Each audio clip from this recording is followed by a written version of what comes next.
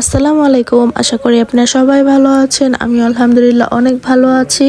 তো এই কেকটা হচ্ছে দুবাই থেকে এক ভাইয়া আমাদের কাছে অর্ডার দিয়েছিল তার প্রিয় মানুষদের জন্য। আর এই কেকটি ছিল 4 পাউন্ডের মধ্যে ভ্যানিলা ফ্লেভার কেক। আর ভাইয়া বলেছিল আমার পছন্দ অনুযায়ী কাজটা করতে। তো আমি চেয়েছিলাম, যেহেতু উনি তার বাচ্চাদের জন্য অর্ডার করেছিলেন, তাই আমি ভাবছি যে আমি বাটারফ্লাই থিমের মধ্যে কিছু একটা করব।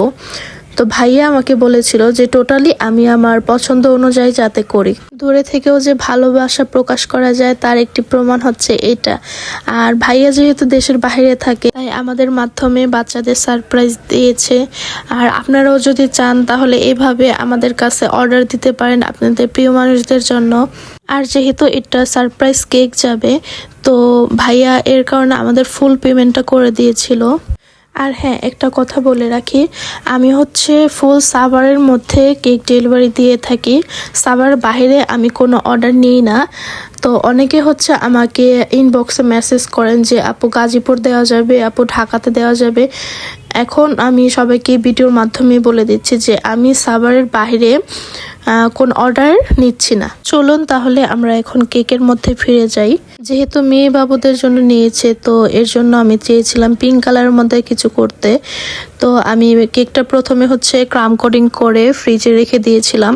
তারপরে আমি ওপরে আইসিংটা করেছিলাম অফ হোয়াইট কালারের মধ্যে। তো তারপর দেখতেই তো পারছেন যে আমি কাস্টমারকে দেওয়ার আগেই কেকটাকে কেটে ফেললাম। তো যাই হোক, এটা মজা করলাম। তো আমি এখানে বাটারফ্লাই শেপ দিয়ে নিয়েছি, আর এটা আমি অফ ক্যামেরাতে করেছিলাম।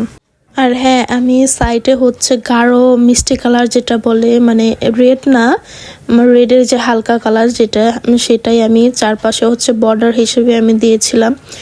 তো ভালোভাবে বর্ডার করে আমি নাইফ দিয়ে ওটা ডিজাইন করে নিচ্ছিলাম, কারণ বাটারফ্লাইয়ের মধ্যে এই ডিজাইনটাই হচ্ছে সবচেয়ে কমন একটা ডিজাইন।